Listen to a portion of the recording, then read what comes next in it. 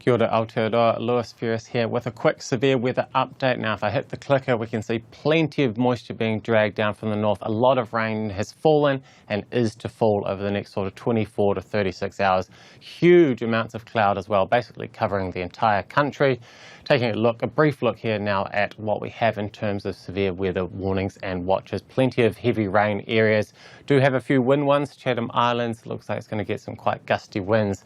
There is also another one here for that sort of Whanganui area, downslope northerly winds. But we'll jump into a few of the details once we've looked at this model data. You can see why there's plenty of heavy rain watches and warnings around. Large amounts of moisture being dragged down in some very warm and humid air that really ups that potential to see some quite heavy falls and large accumulations quite quickly.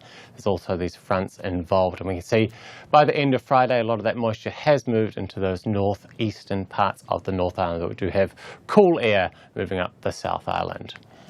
We're going to take a look at just some of the details that we have in terms of the warnings. Please go to MetService.com to get all the details.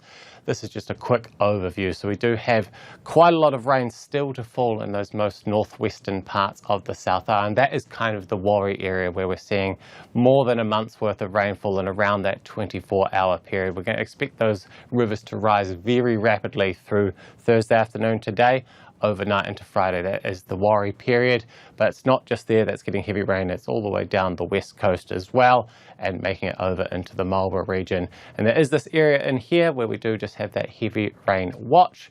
Accumulations don't look as large, but given that there's some rivers in here, those rivers are going to be fueled by the heavy rain falling in the ranges around. So just because it's under a watch doesn't mean those rivers won't rise as quickly. And we'll take a quick look up over the North Island.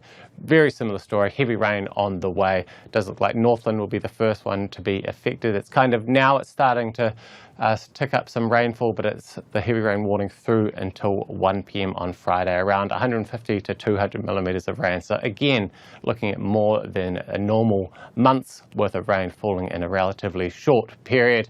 That heavy rain potential does move down Coromandel into Bay of Plenty into these northern parts of Tairāwhiti. We also do have Mount Taranaki and sort of parts of the higher ground in that central plateau that look like they will reach those warning criterias, but plenty of heavy rain watches through the likes of Auckland, Waikato, down into the rest of the Taranaki, and that strong wind watch there for the northerlies. And it has been incredibly dry, so we're having this heavy rain falling on some dry soils.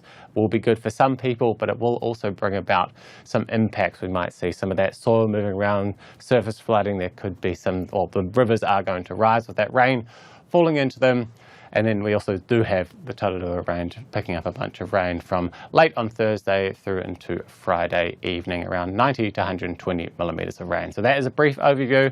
We'll take a quick look at Saturday. So that rain is clearing away pretty smartly in the early hours of Saturday, and we do have generally clear skies around the country. So if there is any cleanup, that will be a good day to do it, because we can see by the end of Saturday, looking out to the west, we do have another little feature coming in. So it does look like it will bring some more rain to the country, but it's not looking like it will be as heavy or as much will accumulate.